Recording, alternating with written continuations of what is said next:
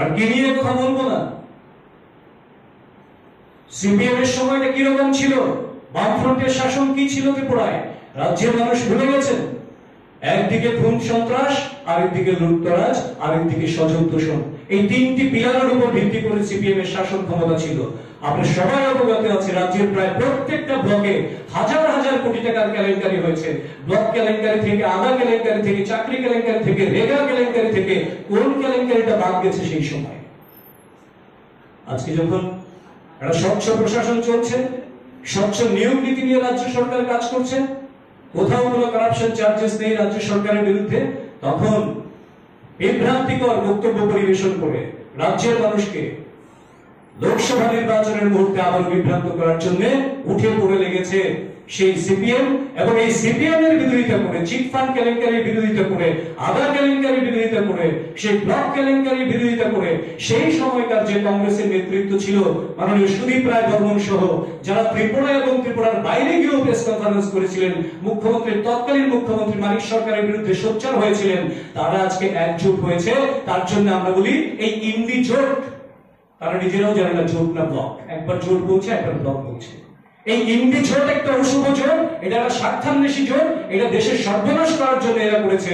এবং আর একটা লোকসভা কেন্দ্রের ইলেকশন বাকি আছে ত্রিপুরায়, পূর্ব ত্রিপুরা লোকসভা সংরক্ষিত আসন। তার আগে এই ধরনের বিবৃতি তাদের প্রমাণ করে যে এরা আসলে রাজ্যের জন্য মোটেও ভালো কিছু করার উদ্দেশ্যে এই জোটে সামিল নয়। এরা রাজ্যটাকে আবার লোকতরাজের দিকে ফিরিয়ে আনার জন্য তারা এই কাজগুলি করছে।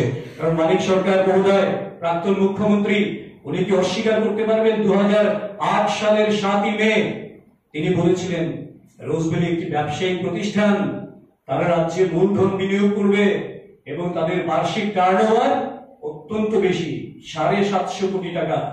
তো এখানে মানুষ তাদের ব্যবসা সম্প্রসারণে মানুষ সহযোগিতা করবে, তার সঙ্গে ইনভলভ হবে, সেটা স্বাভাবিক, তাদের উপর ভরসা করা যায়। মুখ্যমন্ত্রী হিসেবে যদি এই বক্তব্য কেউ রাখেন, তাহলে তার দায় দায়িত্ব সবটাই সেই মুখ্যমন্ত্রী এবং সেই সরকারের থাকে। কিন্তু সেই দায় দায়িত্ব ছেড়ে ফেলে এখন তিনি উল্টে আমাদের প্রদেশ বিজেপির সভাপতি যখন সেই কথাটা বলছেন, তার বিরুদ্ধাচরণ করে তার সম্পাদক মন্ডলী বড় বড় বক্তব্য ছাড়ছেন। তারা মাতাবাড়িতে একটা হোটেল তৈরির জন্য রোজভ্যালিকে সম্পত্তি দান করেছিলেন, যে হোটেল এখন সম্প্রতি রাজ্য সরকার সিল করে দিয়েছেন।